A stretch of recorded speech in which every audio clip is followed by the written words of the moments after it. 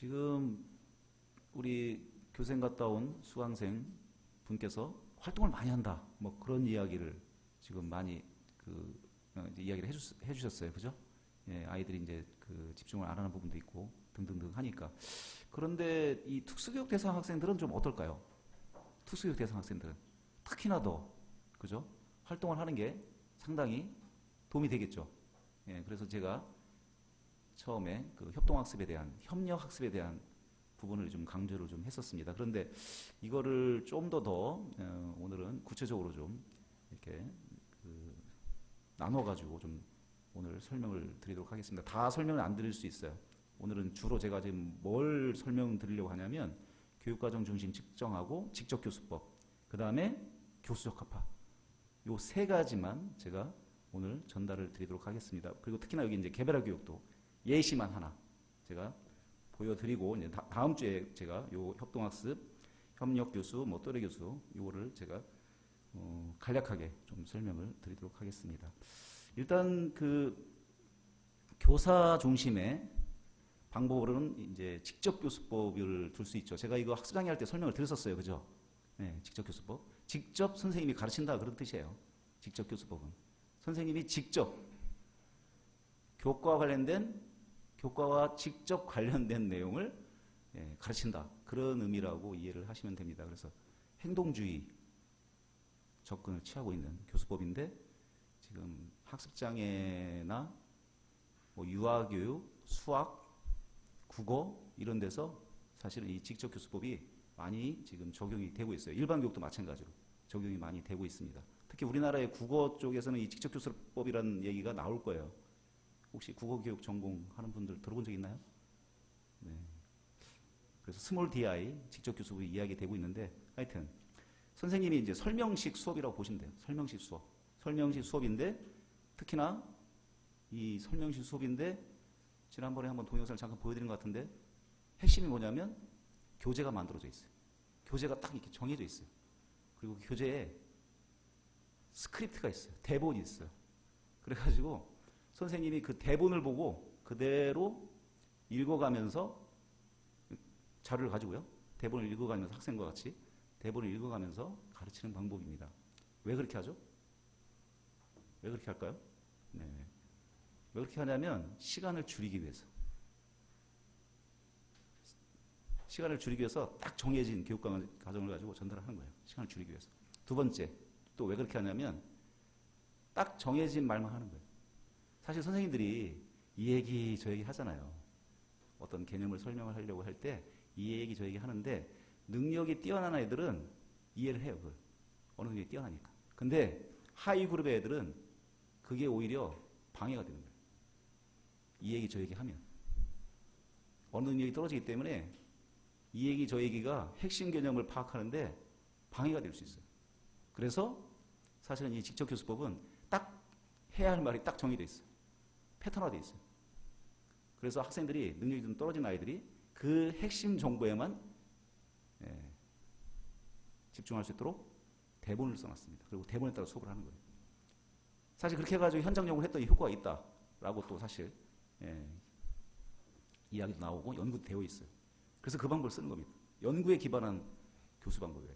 이렇게 하니까 효과가 있더라. 내가 해보니까 근데 다른 사람도 진짜 효과가 있느냐 해가지고 현장 연구 다 해가지고 효과가 있다 해가지고 이제 그걸 교재로 만들어서 적용을 하는 겁니다. 그런 방법이고요. 그 다음에 이제 이 교육과정 중심 측정은 제가 한번 설명을 드렸었어요. 그죠? 이 교육과정 중심 측정은 교육과정에 있는 거를 측정을 하는 거예요. 근데 주로 여러분들이 알고 있는 형성평가라고 보시면 돼요. 가르친 내용을 한번 점검해보는 그런 이제 평가 방법이라고 보면 됩니다. 근데 최근에 과정평가 해가지고 최근에 서울시교육청에서도 좀 강조를 하고 있는 것 같더라고요. 과정평가. 구체적으로 내용을 보진 않았는데 자, 이 교육과정 중심 측정이 왜 효과가 있을까요? 특히나 하이그룹 아이들한테 왜 효과가 있을까요? 자, 우리 정신지체 학생이든 뭐 ADHD든 공부를 못하는 아이들의 특징이 뭐죠? 공부를 안 하는 거잖아요. 어떻게 하면 공부를 잘하는지는 알아요. 근데 실제 하질 않아. 그리고 또 뭐가 이 아이들에게 어려움이죠? 물론 공부하는 방법도 모르지만 반복을 안 해요. 반복. 그죠? 반복을 안 하잖아요. 반복을 해야 기억이 되잖아요. 기억이 되는데 반복을 하잖아. 근데 이 교육과정 중심칙은 뭐예요? 일주일에 한 번이든 2주일에 한 번이든 계속 어떻게 해요? 평가라니까. 계속 반복을 하게끔 하는 그런 방법이에요. 그러니까 하이그룹 아이들은 이 방법이 도움이 되는 거예요. 왜? 반복을 시켜주니까. 계속 반복해서 어떻게 해요? 배운 내용을 생각해 보니까, 떠올려 보니까, 그리고 맞춰 보니까 이 교육과정 중심 측정이 하이그룹 아이들한테는 효과가 있습니다. 특히나 이 자료 그래프라고 되어 있는데 좀 이따가 잠깐 보여드릴 텐데 자기 점수를 이렇게 그래프로 이렇게 그려놓아요. 그럼 어떻게 돼? 애들이 경쟁심도 생겨요. 내가 요 점수였는데 조금 공부하니까 올라가. 안 하니까 떨어져. 이거를 어떻게 해요? 자기 진전도를 그래프로 보여줘가지고 아이들이 어떻게 해요? 동기부여이 될 수 있게끔 하는 방법을 쓰기 때문에 이 교과정 중심 측정이 공부 잘하는 애들에게는 큰 효과가 없을 수 있지만 하이그룹 아이들한테는 효과가 있을 수 있다고 보고 지금 강조가 되고 있는 겁니다. 특히나 학습장애나 특수교육 대상 학생들한테는 상당히 효과가 있는 걸로 지금 연구되었고 또 강조가 되고 있어요. 그러니까 여러분들이 학교에서 수업할 때 사실은 공부 잘하는 영재 평균 아이들보다는 사실 하이그룹 아이들 때문에 힘든 거잖아요. 특히나 또 거기 특수교육 대상 학생이 있을 때 힘든 거잖아요. 그죠? 그럴 때 이제 이런 방법을 써주면 훨씬 더 여러분들이 수업을 이끌어 나가는데 도움이 되지 않을까 그런 생각을 좀 합니다. 그 다음에 이거는 이제 저희가 지금 수업 시연 관련해서 제가 동영상을 보여드렸어요. 그죠? 협동학습 적용하는 동영상 보여드렸었죠. 그래서 일단 학생들 어떻게 해요? 사회성을 가르치고 서로 친해지게 만들고, 그죠? 그 상태에서 협력을 해서 창의적인 문제를 해결해서 고급적 사고력을 향상시키는 방법으로 이제 이 협동학습, 협력학습 중요하다고 제가 설명을 했었습니다. 그래서 지금 여러분들이 그걸 적용해서 지금 수업 시험도 하고 있고 이제 그렇죠. 제가 이제 동영상도 보여드렸었어요. 그리고 이제 그거 외에 또래 교수, 협력 교수인데 이게 또래가 가르치는 방법이라고 보시면 돼요. 또래를 가르치는 거라고 보시면 돼요. 그 다음에 이제 협력 교수는 한 교실에 두 교사가 학생들을 대상으로 가르치는 방법입니다. 특히 영어 교육 쪽에서는 팀 티칭을 많이 하죠. 그죠? 원어민이 영어로 말하라고 얘기하면 어떻게 해요? 한국 영어 선생님이 설명해주고, 다시 또 원어민이 영어로 막 쫙 얘기하면 한국 선생님이 다시 나와서 그걸 설명해주고, 이런 방식. 이 팀 티칭의 한 유형일 수 있죠.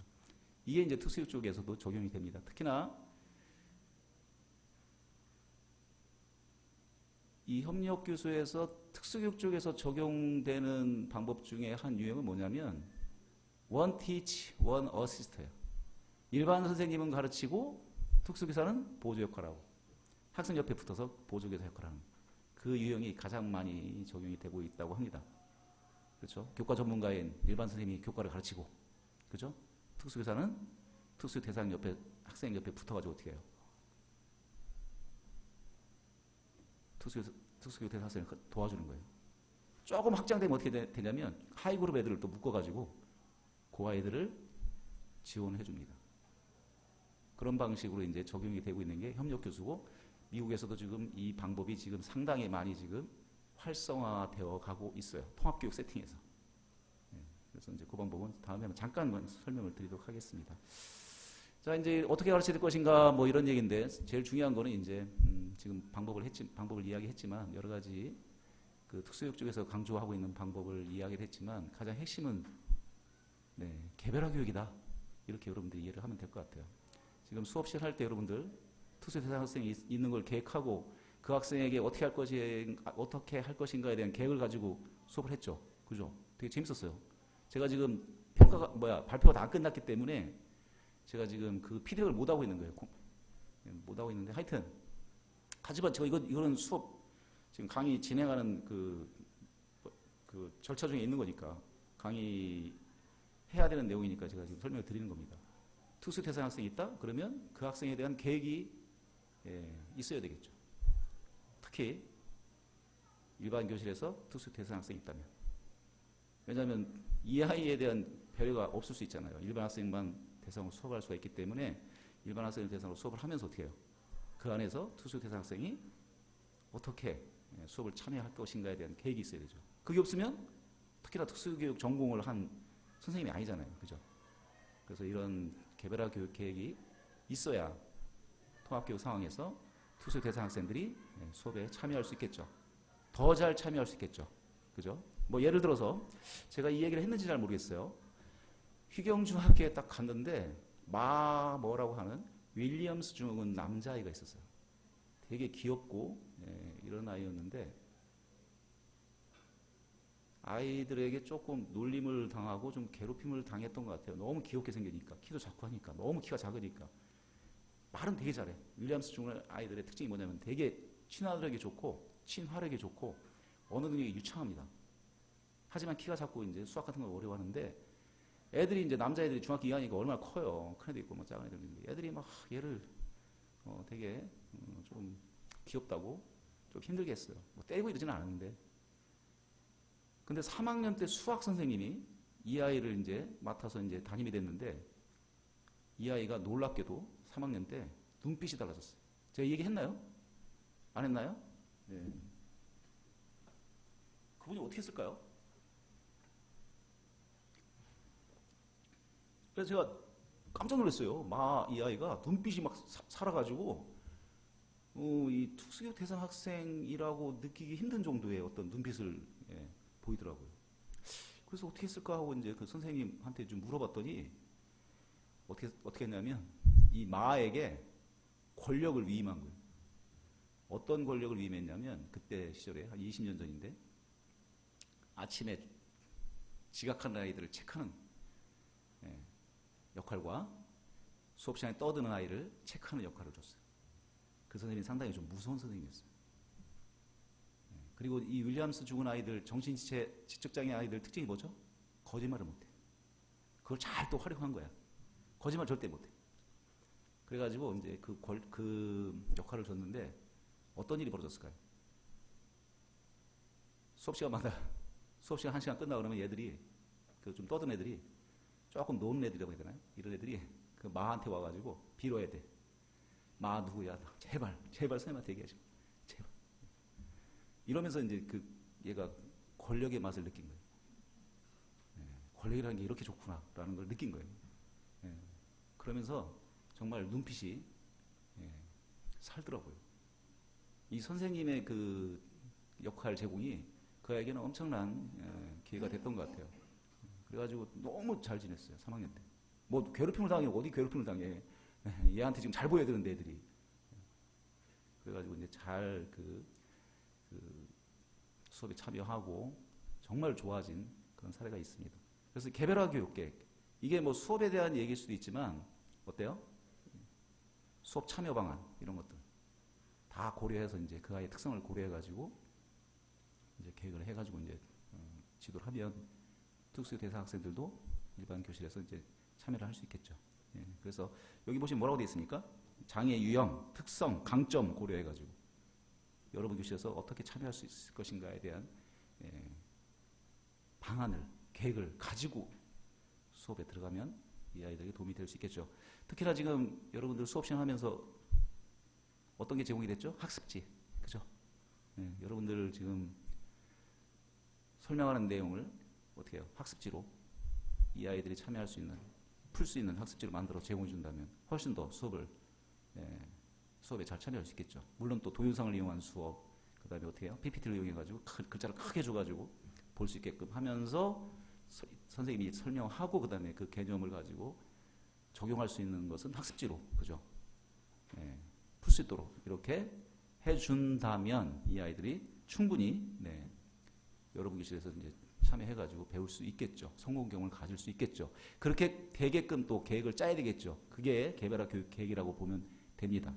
근데 이제 거기에 하나가 이제 들어가야 될 게 뭐냐면 쉽게 가르치는 거예요. 핵심 개념만 한두 개 쉽게 직접 설명해 주는 거. 그게 이제 직접 교수법이라고 보면 돼요. 그걸 어떻게 해요? 핵심이 뭐냐면 저는 이 직접 교수법의 장점은 자료들입니다. 자료. 교재로 딱 만들어. 교재로 딱 만들어가지고 교재를 딱 주는 거예요. 이건 뭐 찾아오고 뭐 이러면 시간 많이 걸리잖아요. 그러니까 특히 직접 교수법은 시간 전략이 되게 중요해요. 여러분들에게 주어진 시간이 되게 제한되어 있잖아요. 선생님에게 주어진 시간이 제한되어 있고 학생들이 배울 수 있는 시간이 제한되어 있잖아요. 그 시간을 효과적으로 쓰기 위해서 어떻게 해요? 자료화시키는 거예요. 특히 특수 대상 학생에도 자료화시켜서 딱 주는 거예요.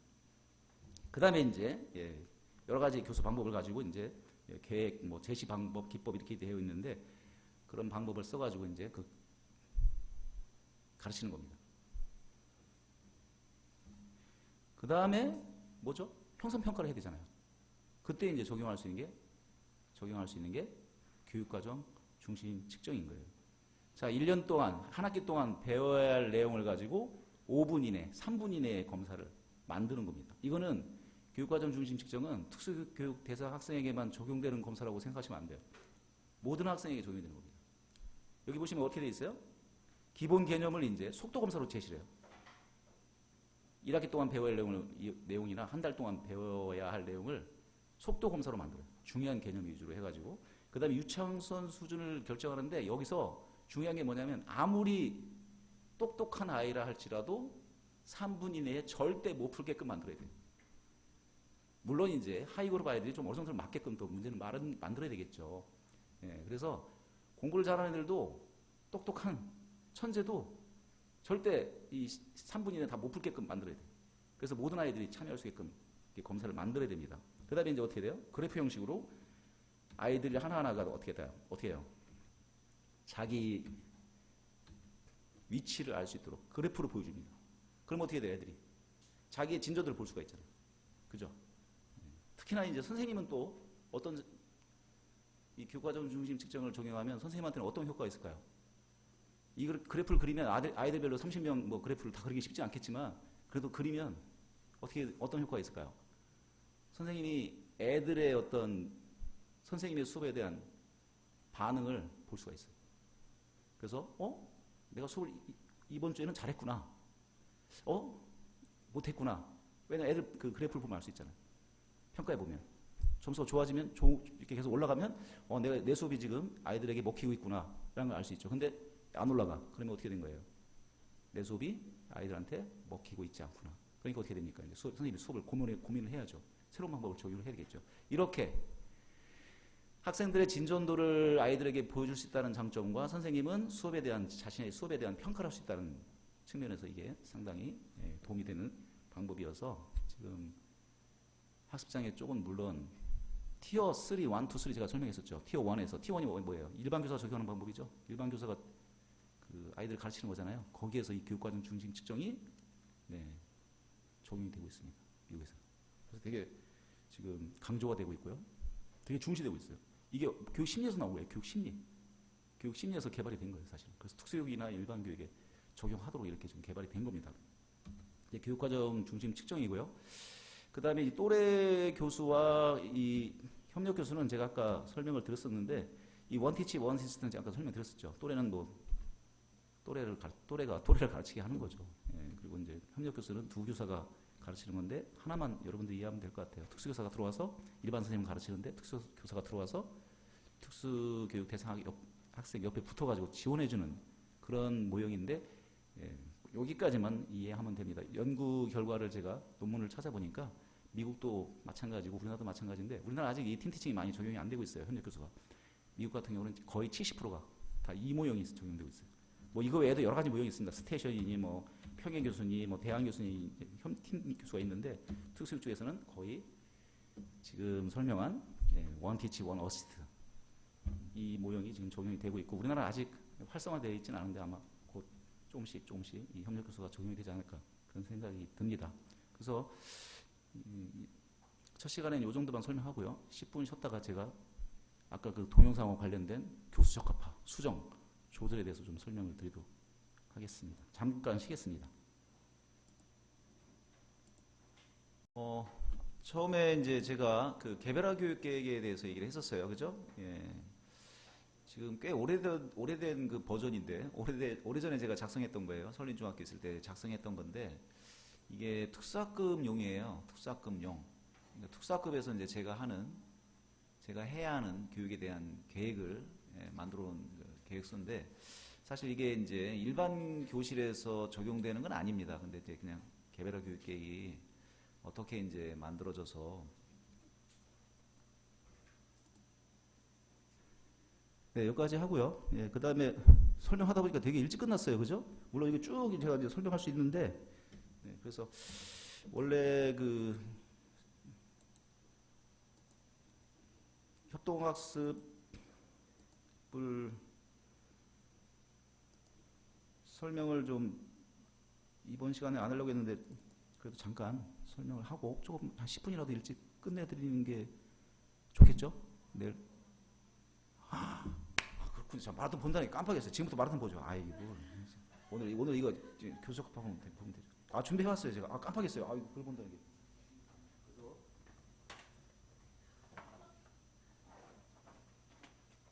사실 그 얘기 나오길 기다렸어요. 예.